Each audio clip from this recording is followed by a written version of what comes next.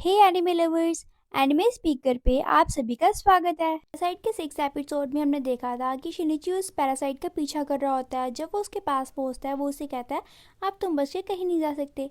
इसी के साथ एपिसोड नंबर 7 की शुरुआत होती है।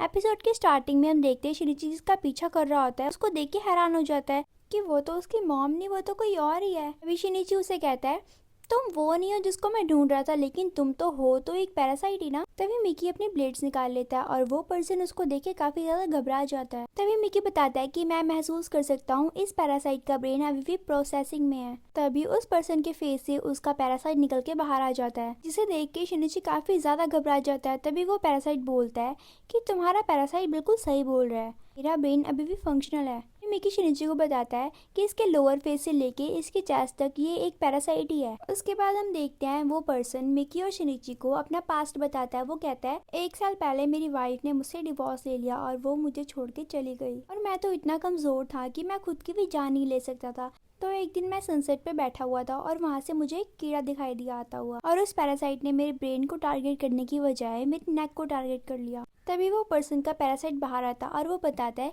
मेरा मोटिव तो इसका हेड टेक ओवर करने में था, लेकिन इसके सी में गिरने की वजह से मैंने देखा कि ये सांस नहीं ले पा रहा, इसीलिए मैंने इसकी नेक पे रहने का सोचा, क्योंकि अगर मैं इसकी नेक पे नहीं आता तो हम दोनों की जान जा सकती थी। तभी वो पर्सन बताता है कि जब मेरे पैरासाइट ने मुझे बताया कि हमारी तरफ एक और पैरासाइट आ रहा है तो वो तो बहुत ही यार डर गए थे कि शायद कोई और मॉन्स्टर आ रहा है हमें मारने के लिए। लेकिन फिर वो पर्सन बताता है कि जब मैंने तुम्हें देखा तो मुझे बहुत अच्छा लगा और मैं खुश हुआ कि मेरे जैसे अभी और लोग भी हैं। उसके बाद वो पर्सन मिकी और शिनिची से पूछता है कि क्या आप भी मुझे अपनी स्टोरी शेयर करोगे कि आप इस सिचुएशन में कैसे आए। कि हाँ जरूर, मैं अपनी स्टोरी तुम्हें जरूर शेयर करूंगा, लेकिन यहाँ पे नहीं, क्योंकि मुझे किसी लोकेशन के पास रहना है। यहाँ पे शिनिची का कहने का मतलब था कि हॉस्पिटल के पास। उसके बाद वो पर्सन अपना इंट्रोडक्शन देता है और वो अपना नाम बताता है मोमरू उदा। मोमरू कहता है कि तुम मेरे पैरासाइट को पैरासाइट ही कह सकते हो, कि जैसे तुमने अपने पैरासाइट का नेम रखा है मैंने इसका कोई नेम नहीं रखा। तभी हम देखते हैं मोमरू शिनिची के मॉम डैड की स्टोरी सुन के रोने लग जाता है।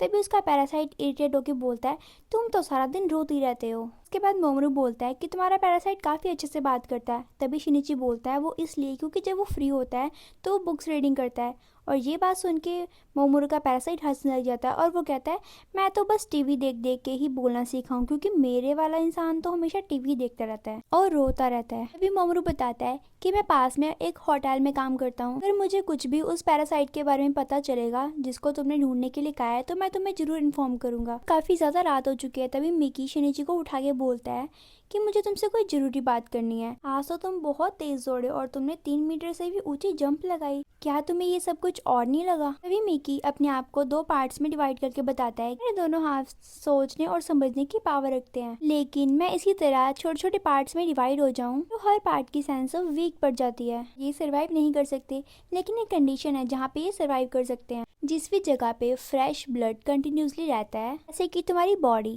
ये वहीं पे सरवाइव कर सकते हैं। जो मिकी तुमसे भी बात कर रहा है वो 70% ही है। मिकी बताता है जब मैं तुम्हारी चोट को ठीक कर रहा था तो मैंने अपने सारे पार्ट्स को ब्लड स्ट्रीम के थ्रू तुम्हारे राइट हैंड में जाने के लिए बोला था, लेकिन मैंने नोटिस किया कि तुम्हारा हार्ट पहले से ज्यादा स्ट्रॉन्ग था। वो इसलिए क्योंकि मेरा काफी पार्ट तुम्हारी बॉडी में ही रह गया। शिनिची ये सब सुन के काफी ज्यादा घबरा जाता है। तभी मिकी शिनिची को बोलता है जो फ्रेगनेंट तुम्हारी बॉडी में रह गए हैं वो इतने ज्यादा छोटे हैं कि मैं उनसे कम्युनिकेट भी नहीं कर सकता। तभी शिनिची मिकी से पूछता है कि क्या वो फ्रेगनेंट्स मेरे ब्रेन में भी हो सकते हैं। कि कहता है मुझे नहीं पता। तभी शिनिची सोचने लग जाता है कि जब वो अपने डैड से मिलने गया था तो उसकी चेस्ट में एकदम से पेन होने लग गया था, लेकिन वो रोया नहीं था। और आज भी जब मोमरू रो रहा था तो उसकी आंखों से एक भी आंसू नहीं आया। वो इसलिए ये सब कुछ सोच रहा होता है क्योंकि उसे लगता है मिकी के जो पार्ट्स मेरी बॉडी में रह गए हैं उसके कारण वो इमोशनल लेस ना हो जाए। अगले दिन मिकी माकी से पूछता है क्या तुम्हें मैं नॉर्मल पर्सन लगता हूँ। तभी माकी बोलती है हाँ तुम नॉर्मल पर्सन हो, लेकिन तुम मुझसे बात नहीं करते और ऐसा लगता है तुम काफी बातें मुझसे छुपाते हो।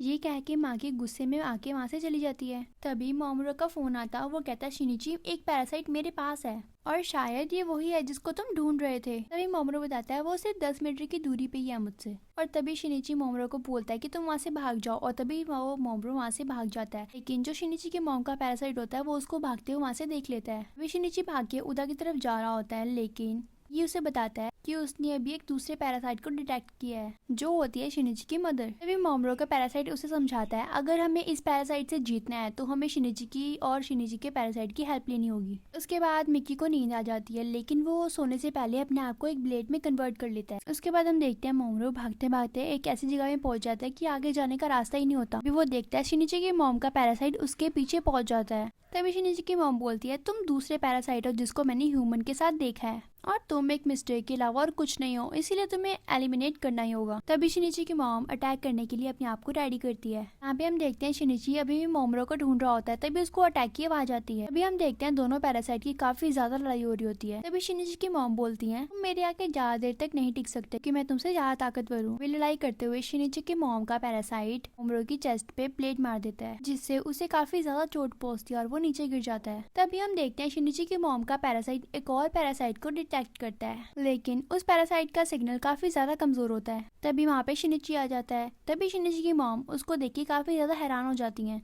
कि तुम मेरे अटैक से बच कैसे गई, क्या मैं तुम्हें सही से अटैक नहीं कर पाई? ऐसा हो नहीं सकता क्योंकि मैंने तुम्हारे हार्ट को पंचर किया था, तुम तो फिर से ठीक हो गए। इससे अच्छा मुझे तुम्हारे हेड को एलिमिनेट करना चाहिए था। तभी शिनिची को बहुत ही ज्यादा गुस्सा आ रहा होता है क्योंकि वो पैरासाइट शिनिची की मॉम की वॉइस में बात कर रहा होता है। तभी शिनिची की मॉम का पैरासाइट बोलता है तुम भी अपने फ्रेंड की तरह मरने के लिए रेडी हो जाओ। और तभी शिनिची की मॉम कहती है कि उसका राइट हैंड बहुत ही ज्यादा कमजोर है, इसका मतलब इसका पैरासाइट सो रहा है, ये अकेले ही है। तभी शिनिची की मॉम का पैरासाइट शिनिची पे अटैक करना स्टार्ट कर देता है, लेकिन वो अपनी मॉम के अटैक से बचता रहता है। और ये देख के शिनिची की मॉम काफी ज्यादा शॉक्ड हो जाती है क्योंकि शिनिची हर एक मूव को बहुत अच्छे से नोटिस कर रहा होता है। तभी शिनिची की नजर मोमोरो पे पड़ती है जो कि नीचे गिरा हुआ होता है। शिनिची उसको देख के काफी ज्यादा गुस्से में आ जाता है और वो अपनी मॉम के ऊपर अटैक करता है और उसे इंजर्ड कर देता है। शिनिची और उसकी मॉम की काफी जबरदस्त फाइट होती है। फिर शिनिची उस पैरासाइट के नेक पे टारगेट करने की कोशिश करता है, तभी उस पैरासाइट के एक पार्ट को काट देता है। वैसे ही शिनिची उस पैरासाइट की नेक पे अटैक करने की कोशिश करता है, तभी उसको अपनी मॉम का जला हुआ हाथ दिखता है, जिसका फायदा वो पैरासाइट उठाता है और शिनिची के सर को इंजर्ड कर देता है। अभी शिनिची की मॉम के ऊपर अटैक होता है और उसकी सर के काफी सारे पीसेस हो जाते हैं, और ये अटैक मोमोरा के पैरासाइट ने किया होता है। मरने से पहले शिनिची की मॉम वाला पैरासाइट पूछता है कि तुम्हें तो मैंने अटैक किया था और तुम्हें मारा था, तो तुम बच कैसे गए? के रिप्लाई में उदा बोलता है कि तुम्हारे अटैक्स का पैटर्न बिल्कुल सेम था, जिसकी वजह से मैंने हार्ट और बाकी ऑर्गन्स को दूसरी जगह शिफ्ट कर दिया था, और मैंने तो बस एक्ट किया कि तुम्हें ऐसा लगे कि मैं मर चुका हूँ। तभी हमें शिनिची और माकी का सीन दिखाया जाता है। माकी शिनिची को बोलती है अगर तुम नेक्स्ट टाइम आओगे तो फिर हम कहीं घूमने चलेंगे, लेकिन शिनिची मना कर देता है। वो कहता है अब मैं यहाँ पे कभी नहीं आऊंगा। उसके बाद हम देखते हैं शिनिची के डैड शिनिची को बोलते हैं कि एक बात तुम जरूर याद रखना, तुम्हारी मॉम तुम्हें बहुत प्यार करती थी और मैं भी तुम्हें और तुम्हारी मॉम को बहुत प्यार करता हूँ। तभी शिनिची अपने डैड से पूछता है डैड, जिस दिन ये सब कुछ हुआ था उस दिन मॉम को क्या बहुत ज्यादा पेन हुआ था? फिर उसके डैड बोलते हैं नहीं, सब कुछ बहुत जल्दी हो गया था। उसके बाद हमें कोना को दिखाया जाता है जो कि शिनिची को सेंस कर लेती है। मुरारो भी देखती है कि शिनिची वापस आ गया है। इसी के साथ ये एपिसोड यहीं पे खत्म होता है। अगर आपको ये वीडियो अच्छी लगी हो तो लाइक, कमेंट एंड शेयर करना ना भूलना। Thank you for watching. मिलते हैं नेक्स्ट वीडियो में, तब तक के लिए टाटा।